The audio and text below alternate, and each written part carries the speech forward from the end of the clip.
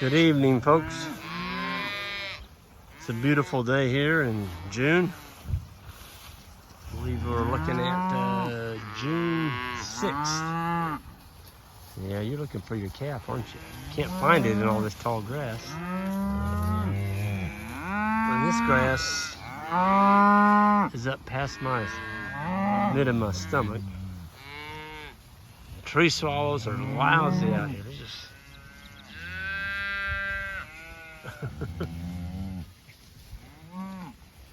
they're going after the flies. This is the old cocklebur field.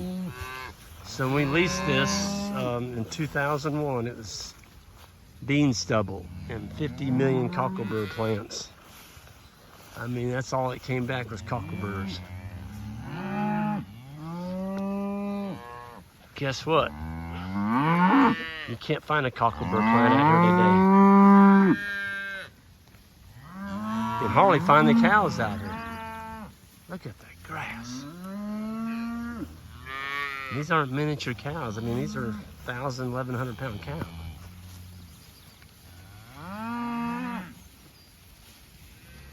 Man, I love the swallows. Helping us out, eating all the flies. Eating all the flies. Look at the clover in here. We just turned them in here. They were up there on the hill, and now they're down here. And we're gonna get 2 moves out of this.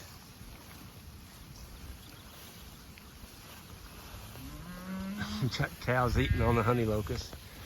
I've left, intentionally, I left 2 thorned honey locusts in this pasture. Within about 5 to 6 more years, those 2, there's a tree there and there's one over there. Those are going to be throwing out some shade because we don't have any trees in here except for some walnuts that the squirrels planted for me. But they're clear over yonder. Well, here's a new one. Huh. Well, that is some tender looking grass. That's got to be, that's brome. Yep, I hadn't seen any brome in this field before. Quite a bit of it down here. So we got brome, timothy, orchard grass, fescue, red clover, some hop clover in here. The cows are pretty happy in here. So this is basically a 12-acre bottom, and we gave him 6 acres tonight, and in the morning we'll give him another 6 acres. We've got a scheduled cattle drive that we're going to hit, and I haven't made this announcement yet, but Jan and I will be leaving next Sunday, and we're going to Europe. We're going to be there. We'll leave on the 12th, and we get back on the 30th. So we'll be gone 18 days, 19 days, something like that. And we're going to be going to Ireland. Going over there just for kind of a sightseeing mini vacation, and then we're going to be going to Germany. I'm teaching a grazing school there in Germany. I believe it's east of Berlin. And then we come back to London, and I'm going to be teaching a couple-day course there, or 2 different time slots anyway, at the conference called the Groundswell. If you type in Groundswell, Google it, it's a great conference, all on soil health. And John Cherry and his brother have been putting this on for quite a while. It's a beautiful conference. If you're over in England and you haven't been to the Groundswell, I would highly recommend checking that one out. It's right outside of London. And we were there about 3 or 4, I think it's 4 years ago now. And man, just unbelievable the people that come there and the knowledge that they share there. And it's just a really great conference. And then from there we go over to Cumbria. I think I pronounced that right. And that one is called the Carbon Calling Conference. That one's going to be a little bit more focused on livestock, and I'll be speaking there and then doing an all-day workshop at the last day of that conference. I'll put this on the website, but yeah, so we're going to Europe, and looking forward to that. It's going to be fun, and do a little teaching over there, and see some sights and just see another part of the country. Really enjoyed our time there last time we went, and yeah, so it's gonna be cool. But man, look at that. Is that a fat cow or what? And she's had a calf. That's the kind of cow that make you some money, folks, because they give you a nice fat calf like that. Boy, she has got a nice calf. Woo. That's a stud. Wanted to give a shout out to our last macho bull buyer. Thank you. He's going to Kentucky, and number macho 890. He got a good one. I mean, he's gonna make a huge imprint on somebody's herd, future herd. But yeah, so you can take a cocklebur field and turn it into a grass grazing haven, but it does take a little bit of time, and it takes some management, and above all, it takes patience. Mother Nature doesn't work from one year to the next. Complete 100% turnaround switch. It takes a little time. But if you start doing things correctly and working with nature, not fighting her, and building carbon and laying as much carbon on the land as possible. And I want to give kudos to Ian Michelinis in South Africa. You know, Ian's always talking about carbon. You just can't get enough carbon on the land. And if you're fortunate enough to grow some carbon, trample it. Get some of it trampled on the ground. I know Ian said many times that sometimes a grass plant is worth more to you if you can trample it on the ground than it is running it through the stomach of a cow or a sheep or whatever, through your livestock. I know that's hard for a lot of people to digest that. You know, look at this. The cows have stomped that on the ground. They're probably not gonna eat that part. That's good. That's good. When I come back here in July, a lot of that's gonna be broken down. The earthworm's gonna be chewing on it. And I fed my soil microbes. Look at all these calves. Man, we got a nice looking calf crop. That's a nice little heifer right there. She's a beaut. She already looks like a little cow, a little female. We got a nice round butt on her. You want a nice butt on your heifers?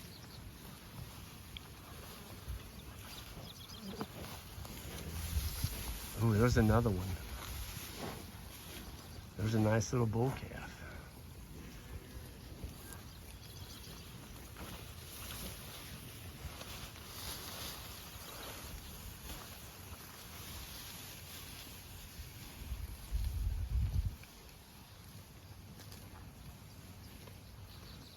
The cows have got so much food. Oh, here's one of my favorites. Gosh, she's beautiful. Yeah, she's taking her poo right now, but this is one nice little heifer.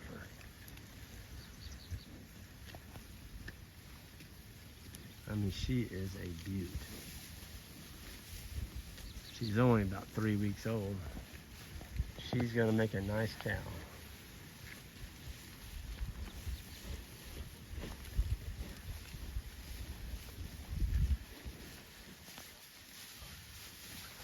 Kind of hard to see the cows in here, David. Yeah, a lot of forage, Greg. It's hard to believe. A lot of diversity. Just telling the people here about in 2001, the first year we released this, this was all cockleburs. Isn't it hard to believe? Man, what kind of fertilizer you put on, Greg, to grow this beautiful grass? Triple 13, 824-24? No. Fertilizer's right there coming out of that cow right there. There's what we put on it. That's the beautiful thing, David, about ruminants, is as they eat, they're also putting it back, you know, onto the land. And so that's always a plus. Double or a triple paycheck. They're building meat, giving you a calf, and well, triple paycheck, I guess. Yep. You got the calf, you got meat on them one day. Well, you're raising them for the calf, and then fertilizer to boot. Absolutely. And at the end of the day, you've got something that you can feed to somebody. That's right. And what's it all being powered by? Solar energy and grass. Solar energy and grass. Yeah. I don't know how you get it any better than that. As long as the sun shines. Yep. Yeah. I don't think we have to worry about the sun not shining for a Nope. while. No. As long as the government doesn't tax solar energy, I don't know how they'll. I don't know if they'll figure that one out. No, let's not talk about that. We don't want to give them any ideas. Oh man. But yeah, it's quite impressive to look out across this landscape.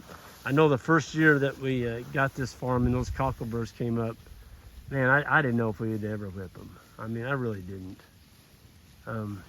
They were so darn thick. It just seemed like that's all it wanted to. That was all it was going to grow out here forever. Look at this heifer right here. Man, talking about the bigger one here. She'd be the 106th calf born in 2024. And boys and girls, they don't make it any better than that one.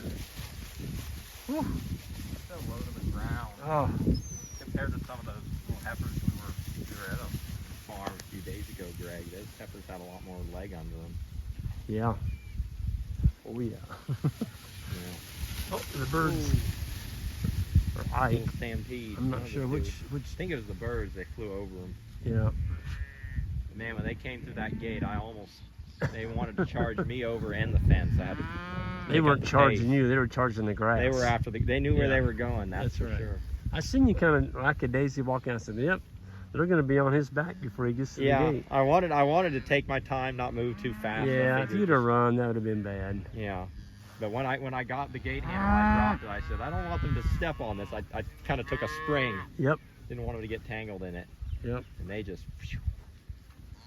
Here's one of our good forages, folks, right here. This is the curly dock. Some people call that a weed. Here on Green Pastures Farm, we call that succulent forage. They're gonna nail that. They like those curly docks.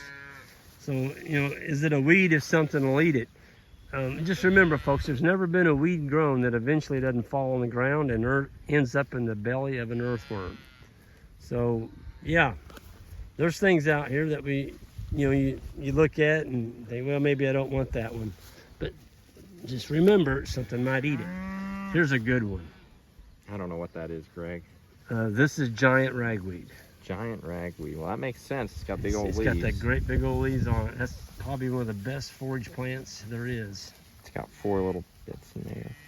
And if you feel it, David, on the back, it's kind of coarse. Yeah, it is. You'd think, why would a cow eat that? They love giant ragweed. Huh. There's giant ragweed, Common. common ragweed. Isn't there another There's one? one more. I don't want you to even say it. I'll say it. I don't like it, but it is a fact of life. What? It's called lance leaf. Lance leaf. You'll get to know lance leaf ragweed. I was thinking queen. But We don't have much of it. Now, we used to, Doc's Farm, when we leased it, the first couple of years, we had a lot of lance leaf, not in this paddock, but up on the hills. And the way we whipped it was by letting the other grasses compete against it, getting taller and not overgrazing. You know, get the cows moving, trample some of this on the ground. And the lance leaf today, I mean, you can still find it, but we had some pastures up there that were solid. Wow. Solid lance leaf. And so it's a sign of poor fertility. Then. Very, very much so. Yep. But I'll let you get the wonders of what it smells like. It's a nasty I thing. don't know if I need any more wonders what it smells like, Greg. All right. Well, I'm going to go ahead and sign off here, folks. It looks like we got the cows happy. We got the water. We got the mineral in here. They got tons of feed. The babies are all here. And it's a good day to be a cow or a calf on Green Pastures Farm. Y'all have a good one, and hit that subscribe button on the way out. Thank you.